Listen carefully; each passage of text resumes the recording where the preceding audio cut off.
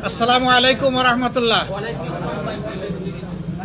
সবাইকে আজকের এই বিকেলে শুভেচ্ছা জানিয়ে আমরা সংক্ষেপে বলতে চাই যে আপনারা ইতিমধ্যে দেখতে পাচ্ছেন বাংলাদেশ জামাতে ইসলামের কার্যালয়ে পিপলস রিপাবলিক অফ চায়নার বাংলাদেশস্থ এমবেসির মাননীয় অ্যাম্বাসেডার এসেছেন, তার সাথে ডেপুটি অ্যাম্বাসেডার, পলিটিক্যাল অ্যাটাচি এবং আরও গুরুত্বপূর্ণ সদস্যরা এসেছেন।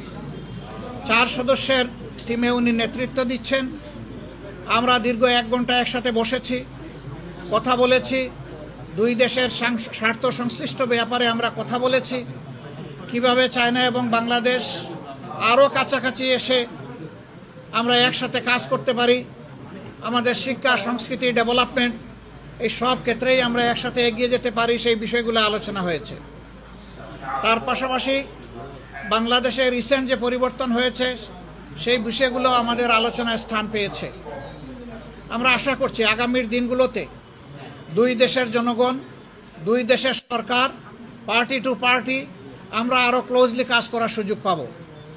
আমরা আমাদের পক্ষ থেকে আপনাদের মাধ্যমে আরেকবার আমাদের সম্মানিত অতিথিবৃন্দকে এখানে আসার জন্য অভিনন্দন জানাচ্ছি এবং আমরা আশা করছি আগামী দিনগুলোতে আমাদের এই ধরনের মিউচুয়াল ডায়ালগ অব্যাহত থাকবে দুই দেশের স্বার্থে। আমরা অনুরোধ করেছি ওনাদেরকে আমাদের দেশের ডেভেলপমেন্ট পার্টনার হিসেবে গুরুত্বপূর্ণ পার্টনার হচ্ছে পিপলস রিপাবলিক অফ চায়না। আমরা আশা করেছি এবং আমরা অনুরোধ করেছি তারা যেন বাংলাদেশে তাদের ইনভেস্টমেন্টকে আরও বেশি ইনক্রিজ করেন। আমরা আশা করছি যে তারা এটা সক্রিয় বিবেচনায় নেবেন। আপনাদের সকলকে ধন্যবাদ জানিয়ে আমার কথা এখানেই রাখলাম।